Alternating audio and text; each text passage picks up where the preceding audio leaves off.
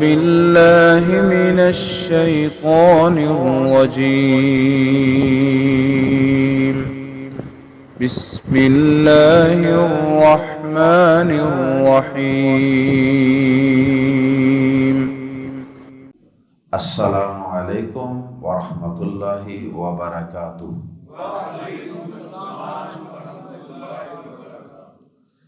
سورہ ہود آیت نمبر 5-8۔ ان الحمد للہ والصلاة والسلام علی رسول اللہ اما بعد۔ اعوذ باللہ السمیع العلیم من الشیطان الرجیم من ہمزہ ونفخہ ونفثہ۔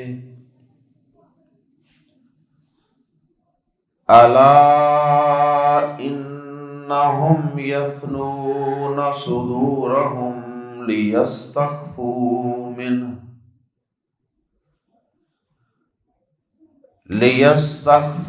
منہ الا حین یستغشون ثیابہم یعلم ما یسرون وما یعلنون انہ علیم بذات الصدور۔ وما من دابۃ فی الارض الا علی اللہ رزقها ویعلم مستقرها ومستودعها کل فی کتاب مبین۔ وَهُوَ الَّذِي خَلَقَ السَّمَاوَاتِ وَالْأَرْضَ فِي 6 أَيَّامٍ وَكَانَ عَرْشُهُ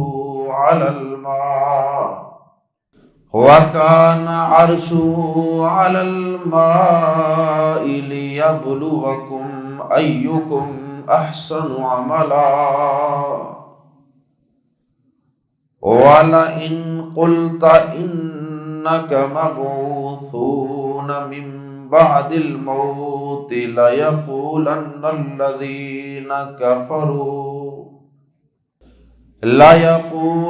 الَّذِينَ كَفَرُوا إِنْ هَذَا إِلَّا سِحْرٌ مُبِينٌ۔ وَلَئِنْ أَخَّرْنَا عَنْهُمُ الْعَذَابَ إِلَىٰ أُمَّةٍ مَّعْدُودَةٍ لَيَقُولُنَّ مَا يَحْبِسُهُ أَلَا يَوْمَ يَأْتِيهِمْ لَيْسَ مَصْرُوفًا عَنْهُمْ وَحَاقَ بِهِمْ مَا كَانُوا بِهِ يَسْتَهْزِئُونَ۔ آیات زیر تفسیر میں اللہ رب العزت کے علم کی وسعتوں اور اس کی کمال قدرتوں کا تذکرہ۔ اس کا علم کتنا وسیع ہے اور اس کی طاقتیں، قوتیں اور قدرتیں کتنی وسیع و عریض ہیں۔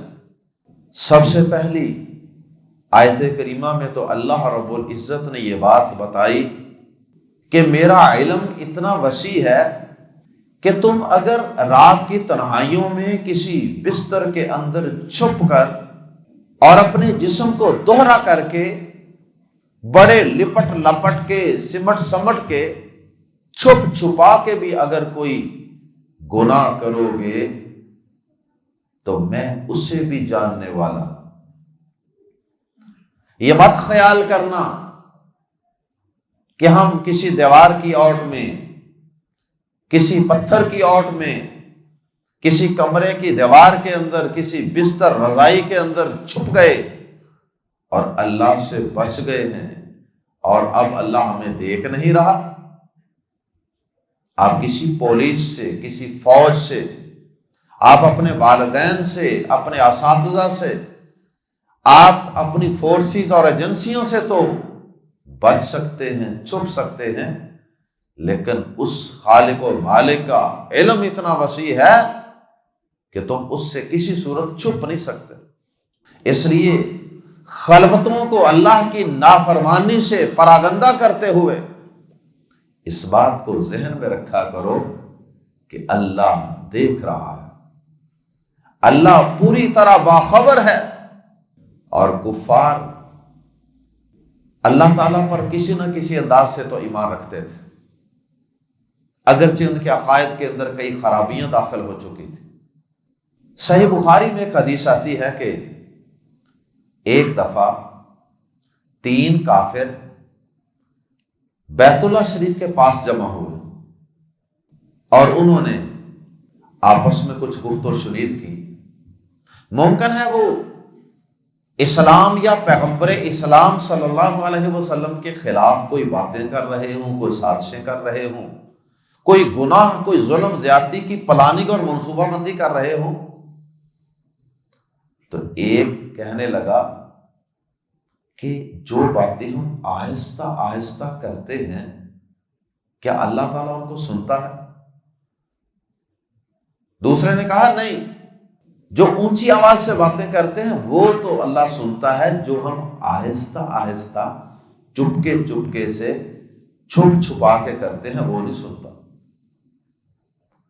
اور پھر اگلے نے کہا، تیسرے نے کہا نہیں، ایسا نہیں ہے، اگر وہ اونچی آواز سے کی گئی باتوں کو سنتا ہے تو پھر وہ آہستہ کی گئی باتوں کو بھی سنتا ہے۔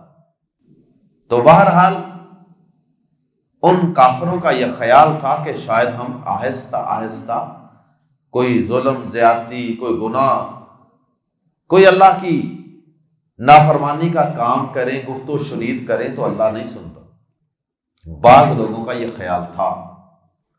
اللہ پاک نے ان 3 کافروں کی اس گفت و شنید کی وجہ سے سورہ حامیم سجدہ کی آیت نمبر 22 نازل فرما دی، اور اللہ پاک نے اس کے اندر یہی بات سمجھائی کہ جتنا بھی تم چھپ لو، جتنا بھی چھپ لو، اللہ پاک ہر چیز کو جاننے والا ہے، دیکھنے والا ہے۔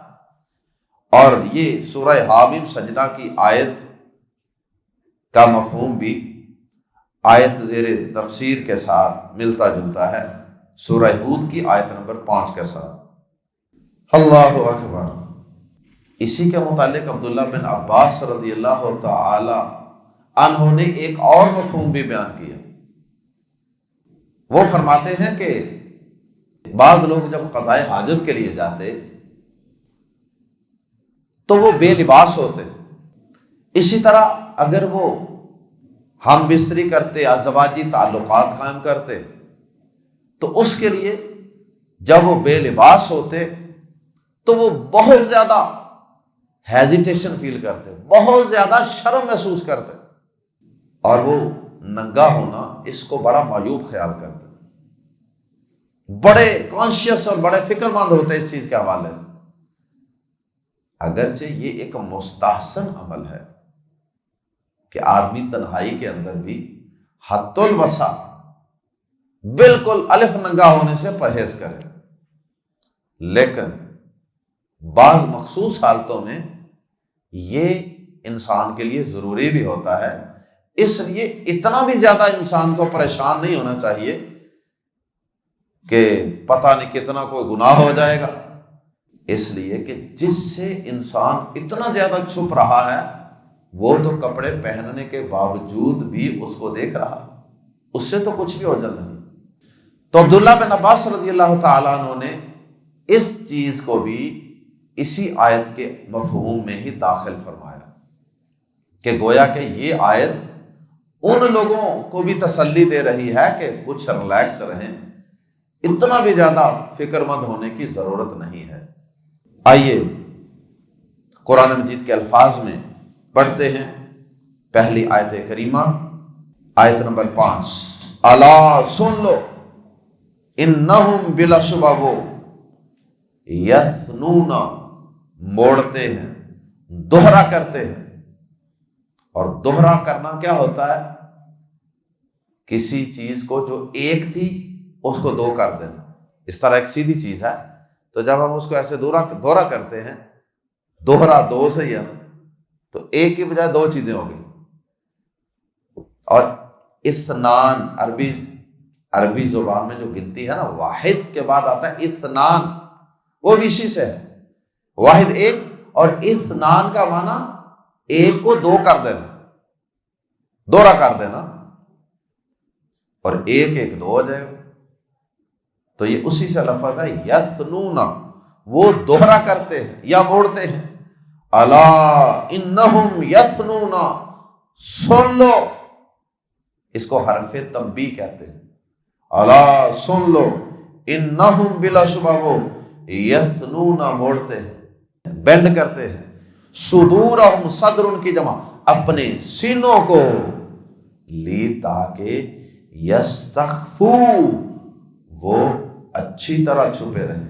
یستخفو کے اندر سین اور تا دو زائد حروف ہیں، کیونکہ لفظ لی جو شروع میں اس کا معنی تو ہے تاکہ، اور اس کے بعد جو یا ہے اس کا معنی ہے وہ غائب کا صیغہ، اور اس کے بعد جو سین اور تا ہے، سین اور تا یہ زائد حروف ہیں. ان کی وجہ سے کبھی تو طلب کا معنی پیدا ہوتا ہے، مانگنے کا، اور کبھی اس کی وجہ سے آگے آنے والا جو فعل ہوتا ہے، اس فعل، اس ورب کے اندر مبالغہ پیدا کرنا مقصود ہوتا ہے. اس لیے یہاں ہم سین اور تا کی وجہ سے مبالغہ پیدا کریں گے. کس لفظ میں؟ مخفی میں، اخفاء میں. یستخفو کا معنی ہوگا اچھی طرح چھپے رہیں. یستخفو کا معنی اچھی طرح چھپے رہیں. منہ، اس سے، یعنی اللہ پاک سے اچھی طرح چھپے رہیں. وہ اپنے خیال میں یہ سمجھتے ہیں کہ دورے ہو کر، لپٹ لپٹ کر، قریب قریب ہو کر، سر سے سر جوڑ کر، یا کسی بھی طریقے سے چھپ کر شاید ہم اپنے آپ کو اللہ سے چھپانے میں کامیاب ہو گئے. الا سن لو، ہینا، جب، جس وقت، یستغشون، وہ لپیٹ لیتے ہیں. بلکہ یستغشون اس کا معنی بھی ہم کریں گے اچھی طرح لپیٹ لیتے ہیں، کیونکہ اس کے اندر بھی زائد حروف سین اور تا موجود. یا کا معنی وہ، اور سین اور تا اس کی وجہ سے ترجمہ کریں گے اچھی طرح. یستغشون، وہ اچھی طرح لپیٹ لیتے ہیں. ثیاب، ثوب کی جمع، ثیابہم، اپنے کپڑے. الا حین یستغشون ثیابہم، خبردار، سن لو، جب وہ اپنے کپڑے اچھی طرح لپیٹ لیتے ہیں تو اس وقت بھی کیا ہوتا ہے؟ یعلم، وہ جانتا ہے، ما یسرون، جو وہ چھپا رہے، وما یعلنون، اور جو وہ ظاہر کرتے. جتنا مرضی چھپ لیں، وہ ظاہر کو بھی جانتا ہے، پوشیدہ کو بھی جانتا ہے. اس کے لیے تو ظاہر اور پوشیدہ کا فرق ہے ہی نہیں. یہ تو میرے اور آپ کے لیے ہے ظاہر اور پوشیدہ. جس کو ہم ظاہر اور پوشیدہ سمجھتے ہیں، اللہ کے لیے وہ دونوں برابر. اللہ سب کو جانتا ہے. اللہ اکبر. آج کے نوجوانوں کے لیے اور ہمارے جیسے گناہگاروں کے لیے اس میں بڑی نصیحت ہے. آج کل سوشل میڈیا، فیس بک، انٹرنیٹ، موبائل ہر نوجوان کی دسترس میں ہے، اس کی جیب میں ہے، اور رات کو جب وہ سوتا ہے تو وہ موبائل بھی اس کے ساتھ ہی سوتا ہے. صبح جب بچے نوجوان بیدار ہوتے ہیں تو بلکہ بچے کیا، اب تو بڑے بھی، موبائل ان کے نیچے سے ہی برآمد ہوتا ہے. کیوں؟ اس لیے کہ وہ رات موبائل استعمال کرتے کرتے کرتے کرتے ہی سو جاتے ہیں. کاش کہ ہم قرآن کی تلاوت سنتے سنتے سو جائیں. اور پھر اگر ہاسٹل لائف ہو، تنہائی ہو، نہ والدین پوچھنے والے، تو اس وقت تو پھر انسان کے پاس پورا اختیار. تو انسان یہ سمجھتا ہے کہ اب روم میں کوئی نہیں، اب میری رضائی، میرے کمبل، میرے لحاف میں کوئی نہیں، لائٹیں بند ہیں، رات کی تنہائی ہے، اب جو چاہے دیکھو. نہیں، جو چاہے دیکھو نہیں، اللہ دیکھ رہا ہے، اللہ باخبر ہے ہر چیز سے، جتنا مرضی چھپ لو. اللہ ہمیں یقین عطا فرما دے کہ اللہ دیکھ رہا ہے. آگے فرمایا کہ تمہارے دورہ ہو کر، چھپ کر، کپڑوں میں، بستر میں لپٹ کر کوئی گناہ کا کام کرنا، اس کو جاننا، یہ تو بہت دور کی بات ہے.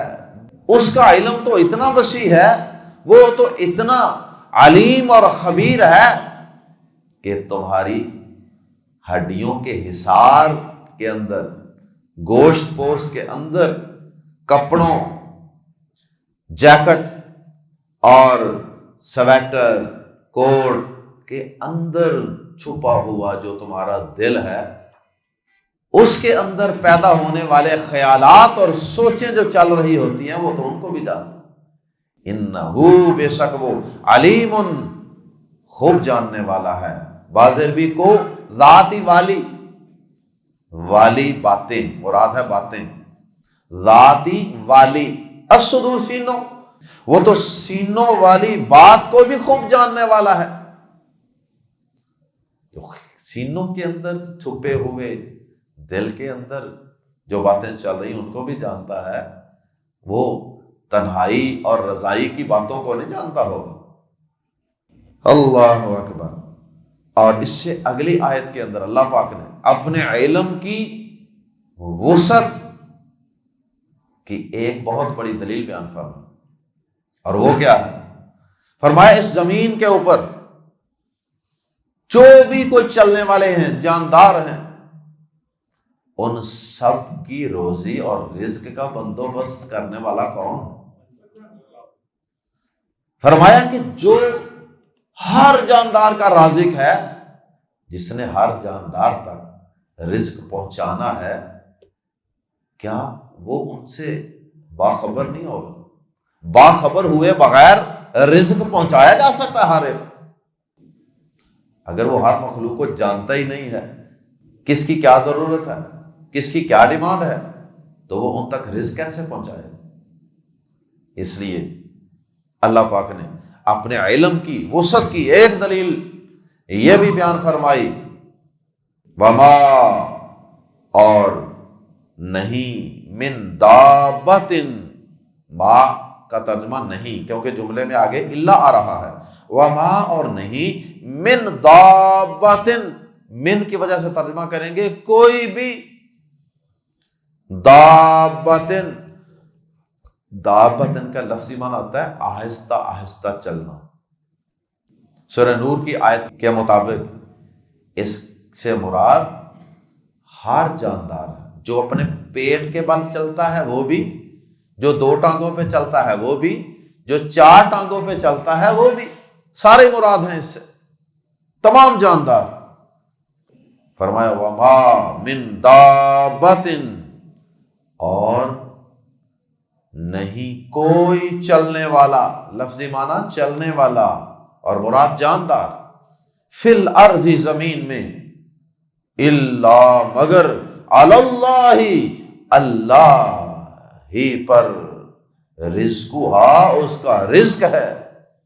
اللہ جملے کے شروع میں آ گیا، ورنہ جملہ تھا رزقھا علی اللہ. جار مجرور شروع میں آ جائے تو ہی کا معنی پیدا ہوتا ہے، حصر. اللہ، اللہ ہی پر، رزقھا، اس کا رزق ہے. زمین پہ پر چلنے والا کوئی جاندار نہیں مگر اس کا رزق اللہ ہی پر ہے. اللہ ہی پر ہے کا مطلب کہ اللہ پاک کی کوئی ذمہ داری نہیں ہے، اللہ کی کوئی ڈیوٹی نہیں ہے. یہ تو اس کی رحمانیت اور رحیمیت کا تقاضا ہے کہ وہ تمام مخلوقات کو رزق بھی فراہم کر رہا ہے، کوئی معاوضہ نہیں. تو یہ اس کے علم کی وسعت کی بھی ایک مثال اور ساتھ اس کی کمال قدرت کی بھی ایک نشانی ہے. اتنا بڑا کوئی رازق ہے، یہی مطلب ہے واللہ خیر الرازقین. اچھا، یہاں رزق کے حوالے سے دو باتیں بھی سمجھ لیں.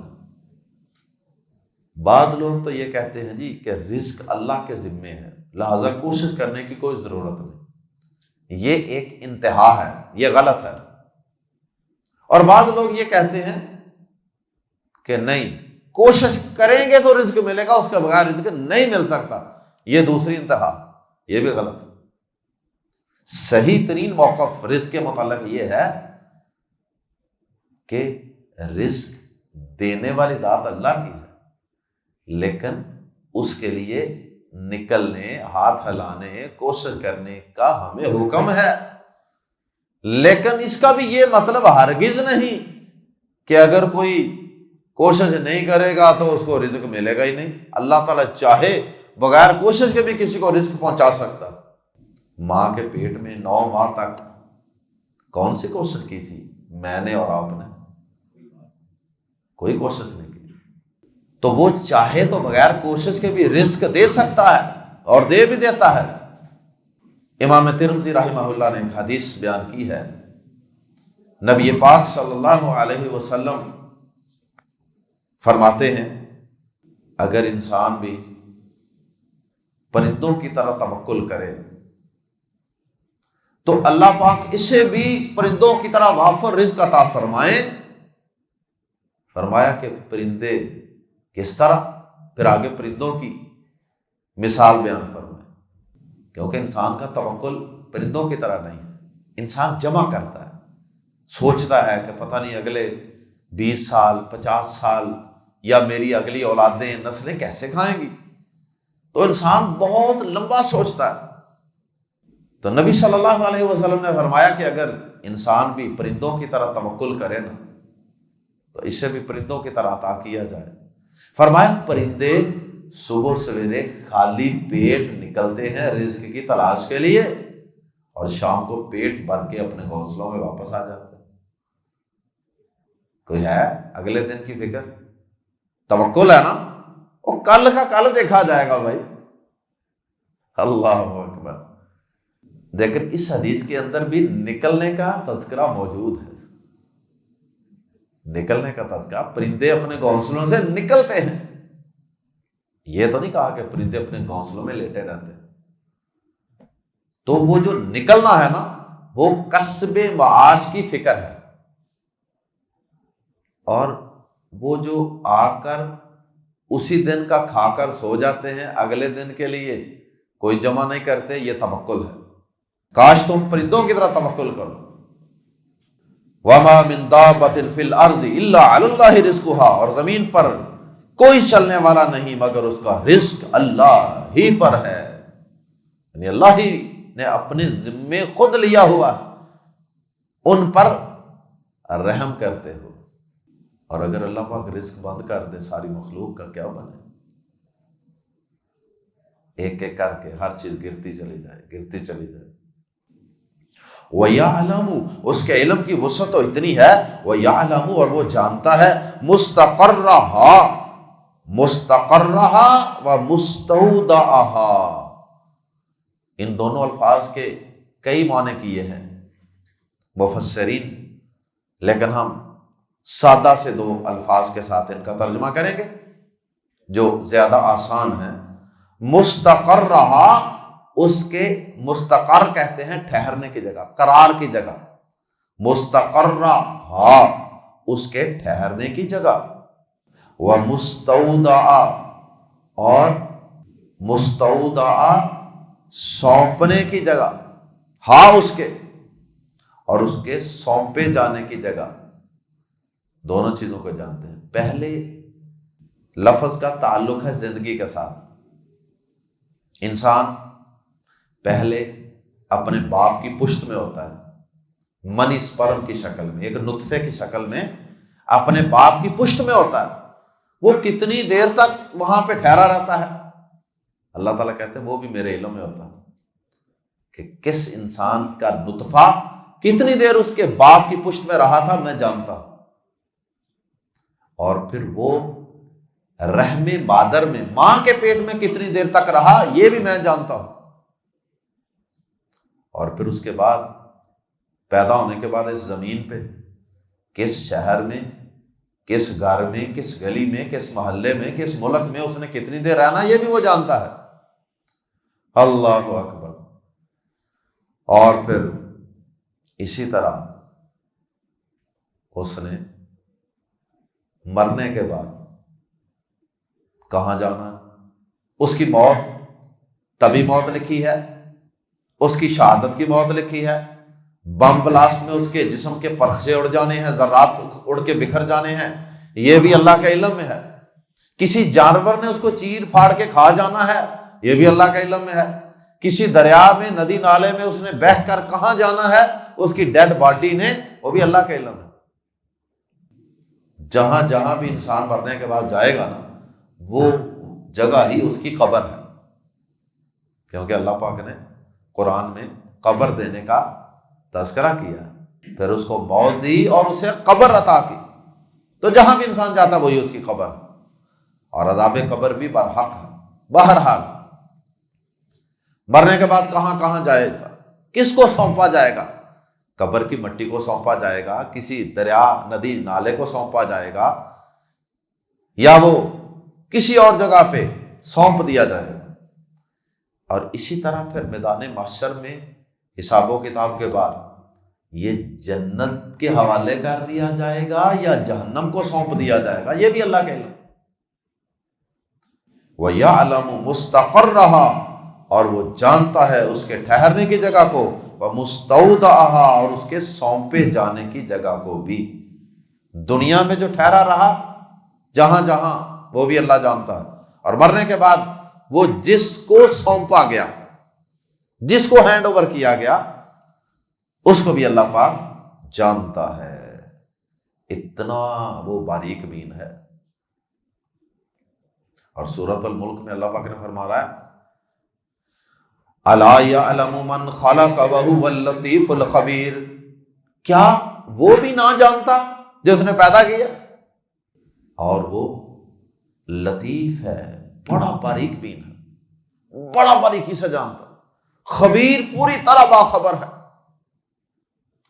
کُلٌّ فی کتاب مبین، سب کچھ ساری باتیں فی کتاب، ایک کتاب میں ہے، مبین لکھی ہوئی، ایک واضح کتاب میں ہے، واضح کتاب ہے جس کا ریکارڈ بڑا clear cut, neat and clean, اور اس سے مراد ہے لوح محفوظ جو اللہ پاک کا ریکارڈ روم ہے۔ اگلی آیات کے اندر اللہ پاک نے اپنی قدرتوں کا تذکرہ فرمایا، پہلے علم کی وسعت کا یا علم کے کمال کا تذکرہ، اور اب اس کی قدرتوں کا کمال، اس کی طاقتیں، قدرتیں۔ وَهُوَ الَّذِي، اور وہی ہے جس نے خالقہ پیدا کیا، السماوات، آسمانوں کو، والارض، اور زمین کو، فی میں ستۃ، 6 ایام، یوم کی جمع دنوں، فی ستۃ ایام، 6 دنوں میں، اور اس کی تفصیل سورۃ الاعراف میں ہم پڑھ چکے ہیں۔ سورۃ الاعراف ورس نمبر 54 میں 6 دنوں میں زمین و آسمان کو پیدا کرنے کی تفصیلات۔ وَكَانَ، اور تھا، عرشہ، اس کا عرش، علی الماء، پانی پر، اللہ پاک کا عرش پانی پر تھا۔